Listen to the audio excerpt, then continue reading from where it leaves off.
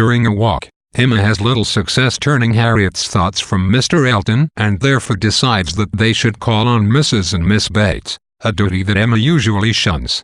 During their visit, they are forced to hear about Mr. Elton and his travels, and though Emma has tried to time her visit so as to avoid hearing about Miss Bates's niece, Jane Fairfax, Miss Bates produces a letter from Jane, who lives with her guardians, Colonel and Mrs. Campbell. The Campbells are about to visit their newly married daughter, Mrs. Dixon, in Ireland, which means that Jane will be coming for an extended visit in Highbury in a week's time. Based on slight evidence, Emma suspects that there has been a romance between Jane and the Campbells' daughter's husband, Mr. Dixon, and that this is the reason that Jane is missing the trip to Ireland.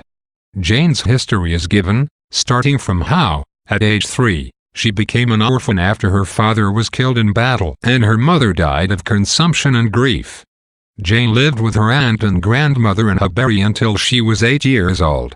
Then, a friend of her father's, Colonel Campbell, took an interest in her well-being and made her part of his household.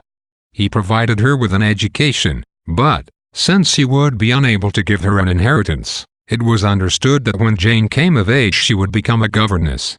Meanwhile, Jane became dear to the Campbell family and enjoyed the pleasures of elegant society in London. Her stay in Highbury constitutes her last taste of freedom before becoming a governess. Jane arrives, and Emma greets the girl's return after 2 years' absence with mixed feelings. She has never liked Jane, for reasons she cannot fully explain. Mr. Knightley suggests to her that she is jealous, but Jane's beauty impresses her, and she feels compassion for her impending fate. Soon the dullness of Jane's companions, along with Jane's reserve, confirms Emma's dislike. Emma discovers that Jane has known Frank Churchill in Weymouth, but Jane divulges little information about him. Just as Mr. Knightley is about to give Emma some news, the Bateses arrive with Jane to thank the Woodhouses for the hind quarter of pork they have sent. They manage to precede Knightley in divulging that Mr. Elton is to marry a Miss Hawkins. Emma is caught off guard, and Mr. Knightley's looks suggest he knows something of what has transpired between them. However, she soon regains enough composure to make another failed attempt to engage Jane in conversation. The company departs, and Harriet bursts in with news that she has run into Mr. Martin and his sister in town. She relates that after some awkwardness, the pair greeted her with kindness, leaving Harriet flustered.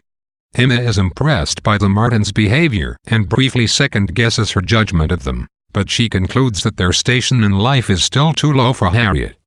She is only able to distract Harriet from the episode by sharing the news of Mr. Elton's impending marriage.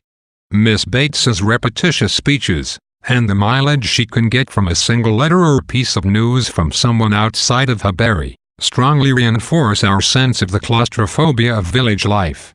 Though the character of Miss Bates is considered a comic masterpiece, there is also a pathetic and even alarming quality to the narrowness of her experience.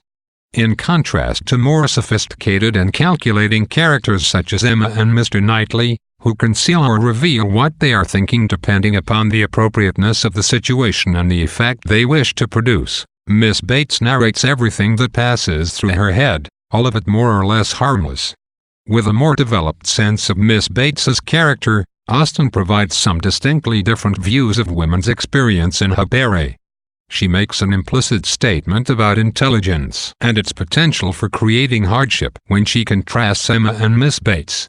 For instance, Miss Bates speaks in absurdly long, digressive sentences, interrupting herself frequently and often forgetting her point. In one example, she says,